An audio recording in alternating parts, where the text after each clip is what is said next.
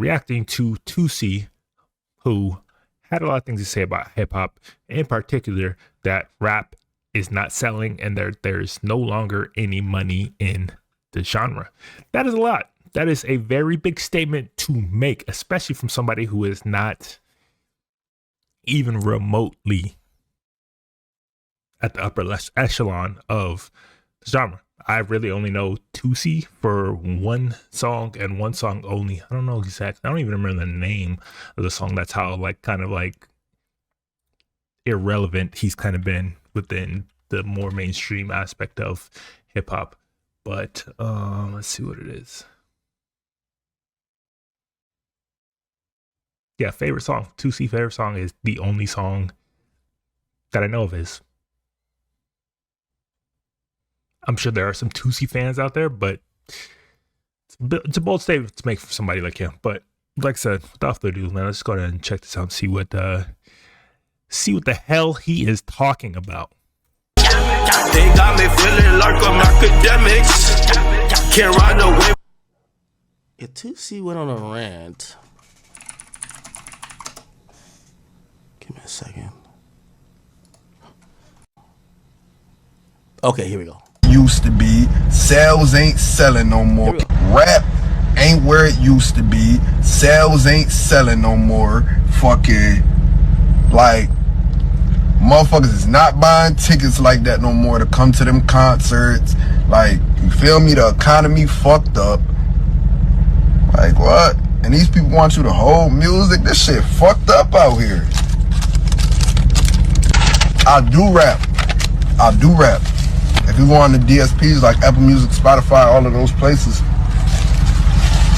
and you look at where my projects is listed under, like what genre they listed under, they all listed under hip hop and rap.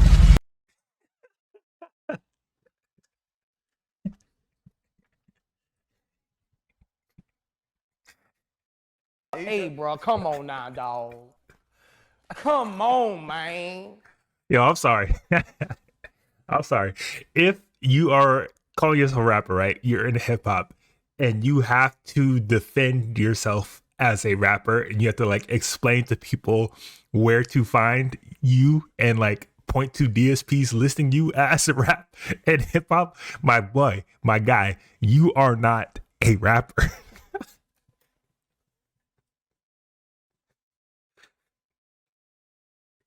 Yo, imagine Biggie, imagine Jay-Z, imagine him having to explain to people he's a rapper because some label, some DSP, some platform has him listed as such. Are you fucking kidding me?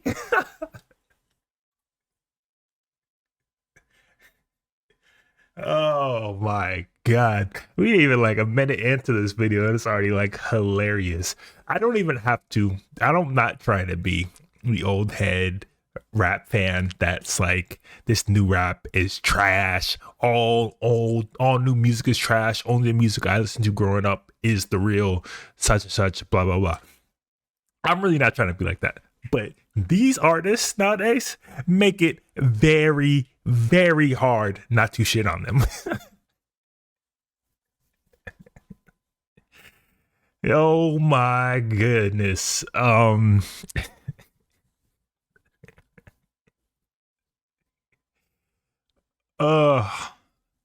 was a good one. That was a good one. I am a rapper. Go check the label that Spotify put me under. I am a rapper. The fact that people couldn't even question him to be a rapper, I think says a lot because I've heard the one song, my favorite song. That's the title. That's not what I'm saying. It's my favorite. That's the title of the song. I'm pretty sure. The fact that when I heard that song, I was like, oh, so we're doing country now. We're doing singer-songwriter stuff. This is not rap. This is not hip hop. Just because you are urban and you're black does not mean you automatically make hip hop. Just because your songs have certain elements of hip hop does not necessarily mean you rap or you're a rapper. I don't remember you spitting any bars. And quite honestly, that is kind of a major issue that this current generation is facing is that they lost the love and the consideration of the true art form that is rap. Not just hip hop, not the aesthetic of being a rapper, but the actual art form of rap, which was basically poetry. Like, you are missing that element and you're wondering why people are questioning, are you even a rapper? Let that sink in. I mean, look, all's fair. Like, y'all, this generation definitely took it to a whole nother level and expanded what it means to be in hip hop, what it means to be rap, which is cool. You brought in all these other different disparate elements of other genres like country, like pop, like punk. Like, you're bringing in all these different elements into the genre, which is dope to see, because that's what happens with all genres. They expand, they grow, they start enveloping pretty much everything around them. But at the same time, y'all lost the true essence of rap, of hip hop. And then at the same time, y'all are so entitled because it's so much easier to get a hit song, to go viral, to get traction within the music industry, within the wider audience, thanks to social media, thanks to TikTok, thanks to streaming, thanks to all these, technological barriers getting broken down and allowing anybody to make a song and put it out with pretty much zero money involved and zero necessarily talent involved. There are no more gatekeepers, really. So, like, you don't even have to go through the traditional route of like hitting the road, getting on stage in front of anybody, doing local shows, like selling CDs on the street, like building a street following. And you just get this instant gratification. And then, like, y'all feel so entitled that, like, that is something that is supposed to be continued for an extended period of time. No, you just had a viral moment. That does not mean you've established a career. So it's like, this whole conversation is just hilarious to me. But like I said, let's just keep going. Let's hear what else he has to say. Yeah, I got a solid fan base. And that's the thing too, like, I won't lie, y'all. Like, that's another thing I'll tell y'all. Like, the economy is so fucked up that, like, it's so many people going out on tour in October. I gotta see if I'm even able to go out on tour in October. Like, you feel me? Or whenever we supposed to go out. Like, I gotta see, cause this shit fucked up out here. Like, Now, I'm going to pause this and say I agree with him with one part.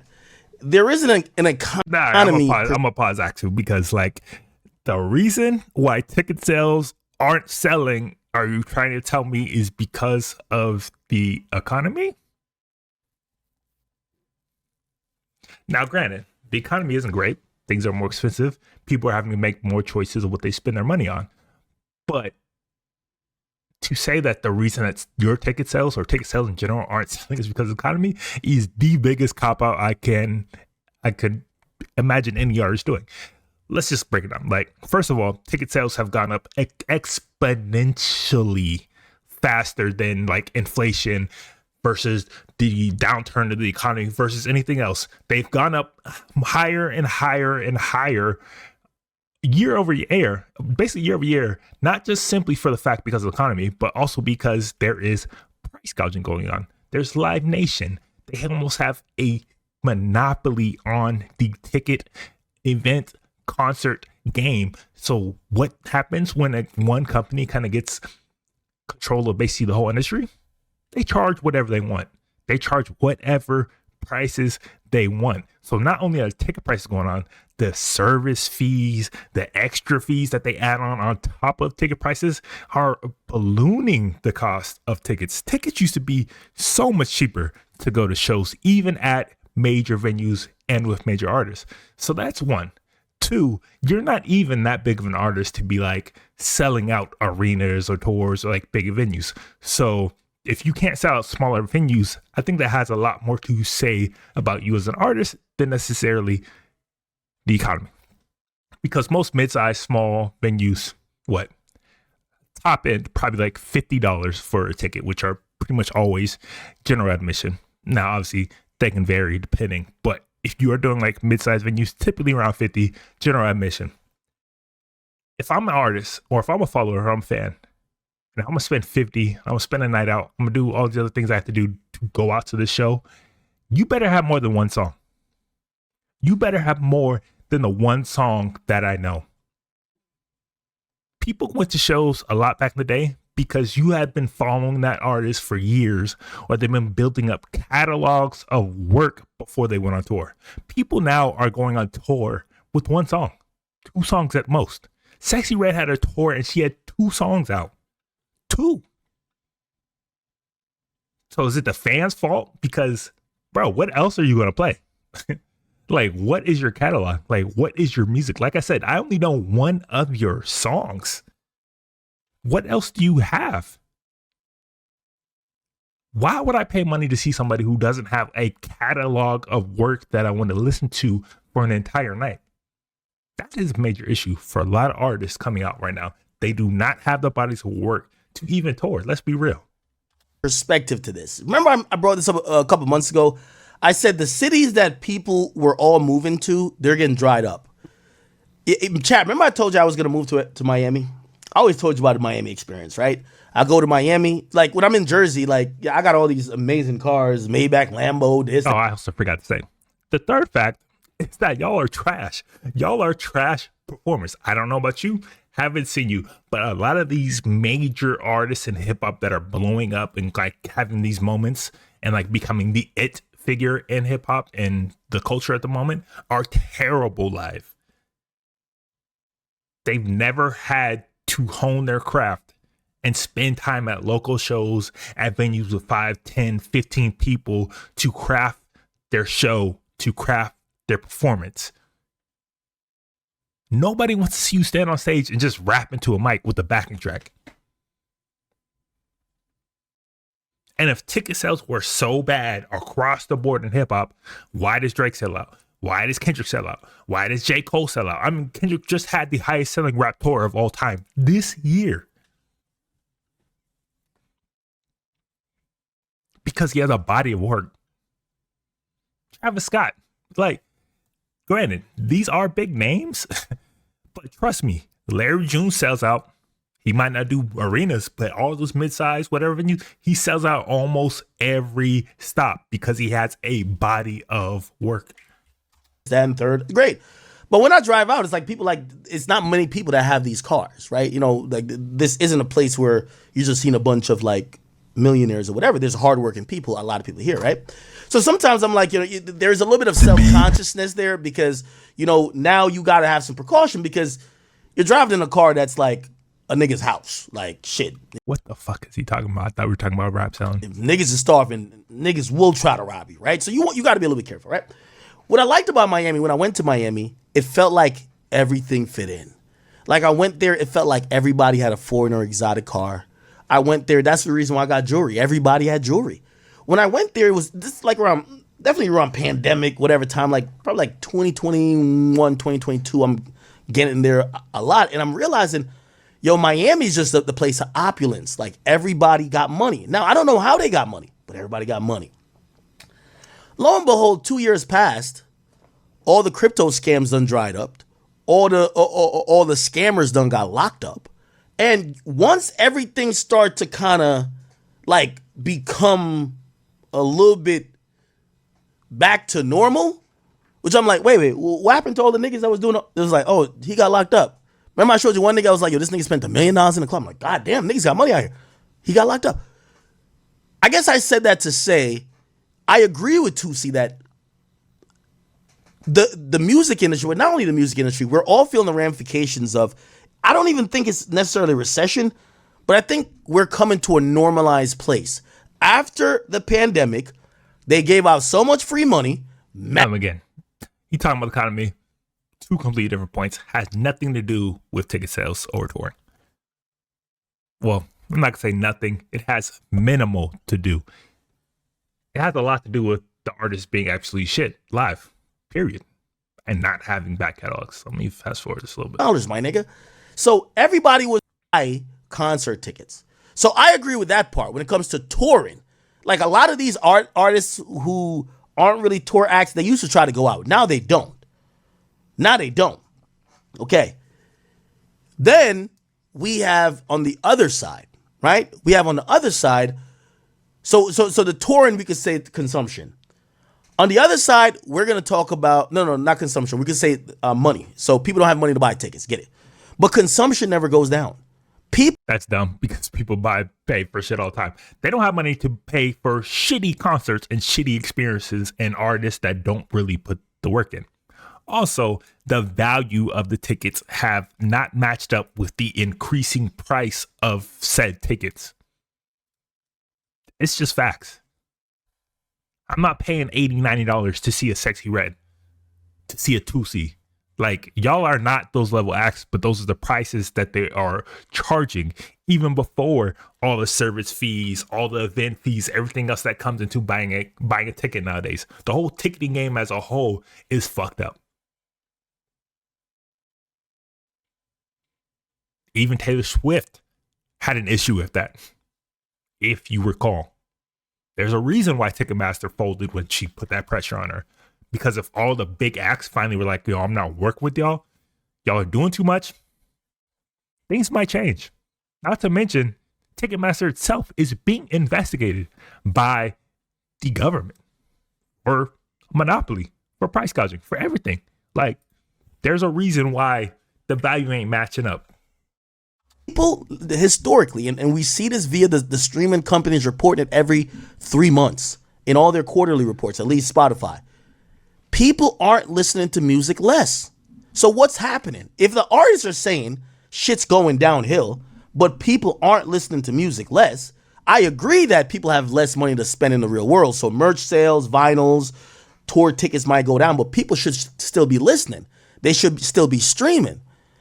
That's where I think we're having a changeover, at least in hip hop, because this only affects hip hop. We don't hear nobody in country say people are listening less. We don't hear like what are these dudes' names that's popping off in correction. This only affects fly by night viral hip hop acts. This is the truth. You don't hear the vets in hip hop complaining about this, really.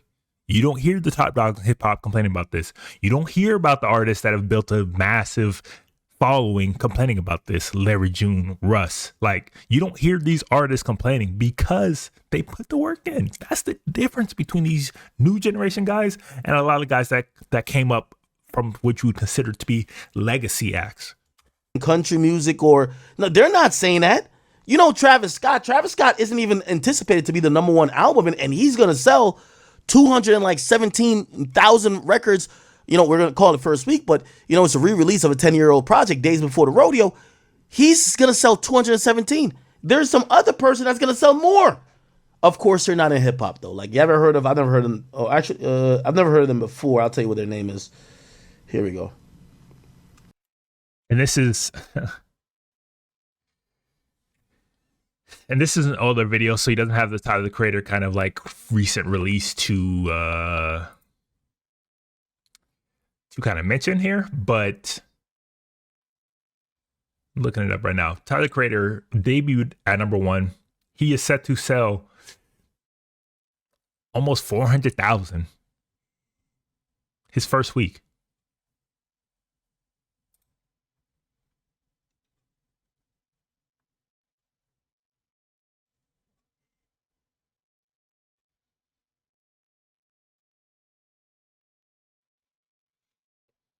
No, almost 300,000.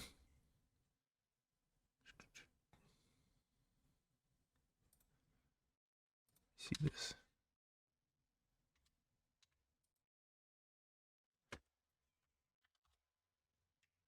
Lots of money.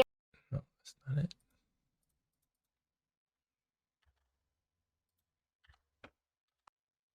Here we go. Tyler Creator Chromacopia debuts ahead of Halsey's The Great Impersonator on album charts. His third #1 album, Chromacopia, topped the Billboard 200. That means across all genres. After only 4 days of sales in the tracking week. So as of what day was that? So as of November 3rd, he had already crossed 299,500 equivalent album units with this 8th studio record. That's almost 300K first week.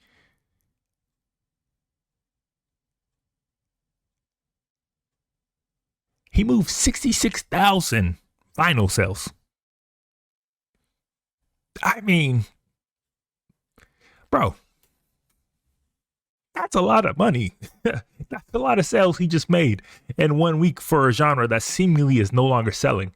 But you know what the difference is between him and somebody like Toosii or somebody like Sexy Red or somebody like all these other artists that kind of you hear pop up every other week? Is because he built up a following, a true fan base. He has a true body of work, and when he drops a project, people know it's going to mean something. It means that he is not just putting together singles or a bunch of loosies together and calling it an album. He's crafting something that is worth listening to. That is a moment that everybody must take notice.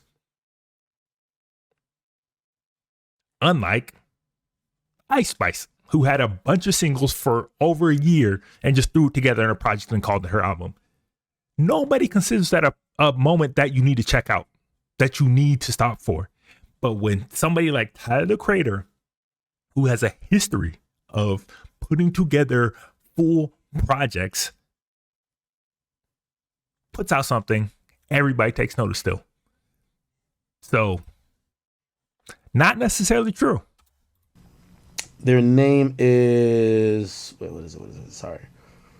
Did you know that there's a specific 2,000-year-old...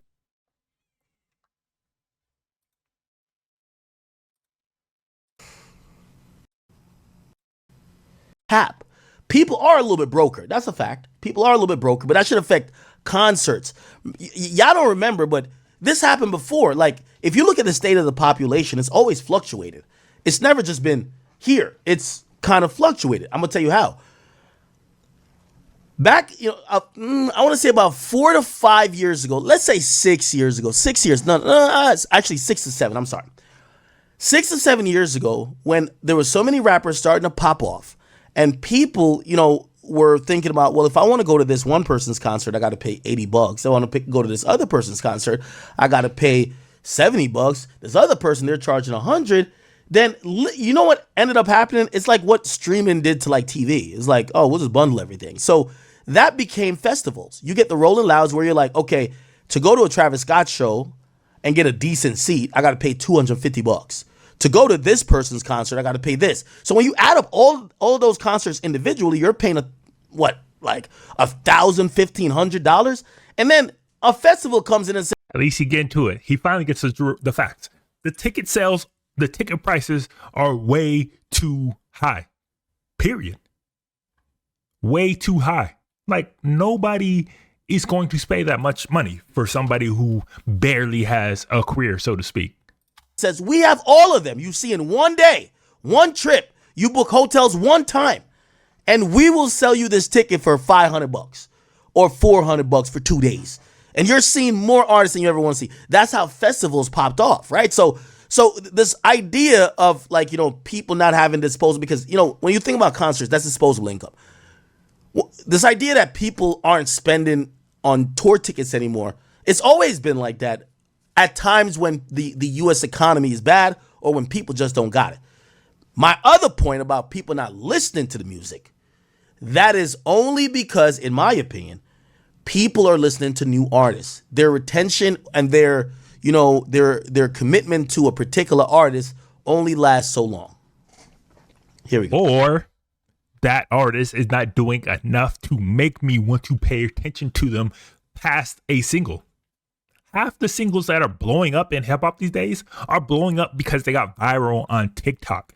Not because they liked the song, but necessarily because they heard it on TikTok and thought it was cool for a reel or for a video. That is the difference.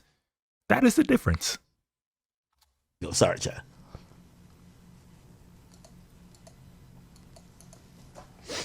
What the fuck? Come on, Lonzo. It's starting to rain here, Chad. So I'm like, yo, fuck. Hopefully. Here we go. Ain't where it used to be. Sales ain't selling no more. Fucking, like, motherfuckers is not buying tickets like that no more to come to them concerts. Like, you feel me? The economy fucked up. Like, what? And these people want you to hold music? This shit fucked up out here. I do rap. If you go on the DSPs like Apple Music, Spotify, all of those places, and you look at where my projects is listed under, like what genre they listed under, they all listed under hip hop and rap. Yeah, I got a solid fan base, and that's the thing too. I mean, he says he's got a solid fan base.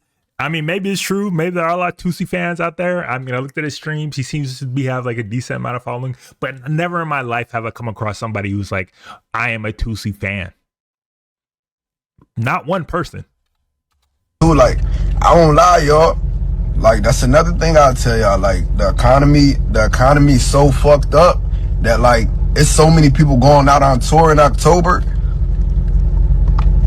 I gotta see if all right, it's trash. And we've also kind of like discussed this like in one of our recent streams, is that another reason why hip hop ain't selling, why people aren't necessarily resonating with so much with hip hop as they might once have back in the day, is because everybody keeps making the same shit.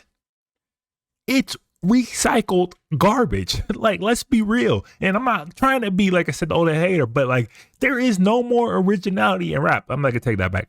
I'm not gonna say there's not no more, like there's not any more originality, but to find the original artist, you really have to dig. You really have to dig, because what is being pushed is the same cloned bullshit over and over and over again. They either trying to sound like Uzi, Playboy Cardi, NBA Youngboy, or Future. Like, they're all doing the same shit. New York Drill is all doing the same shit. And then we wonder why, like, bro, why ain't my shit popping? Like, why they like this one song, but they ain't following me, or why the rest of my streams ain't going up? Because your shit was viral. Music is going viral for different reasons other than music. It's going viral because of memes, because of clips, because of reels, because of like, it was funny, like, but it's not necessarily going viral because the song was that good. That's the disconnect. Your music just ain't that good, most of y'all. And it's so frustrating that this new generation don't seem to get it. They all want the easy mode. Music and getting your music out there is easier than ever before. Being found and discovered is easier than ever before. But that same thing is a double-edged sword. Just because you can put out music and get it out there, so can anybody else. So the flood of new music coming in is unsustainable. It's impossible to hear everything, and it's very hard to break out from that just mass of same old, same old. At least back in the day, if you were trying to copy another artist, a label probably wouldn't sign you. They definitely wouldn't put money behind you to get your music in front of people. So it was much easier to stand out back then, because you had to stand out. Now you can basically do a copycat song and kind of latch onto somebody's already fan base or market and get some few streams here and there, but you're not building a career like that. It's frustrating. It's a very frustrating time to be a hip hop fan. I will put it that way. I mean, I probably listened to less hip hop this year than I've ever in any time in my life. And I'm a massive music fan. And I listen to music every day of my life. And this is by far the least amount of hip hop that I've ever listened to in my life.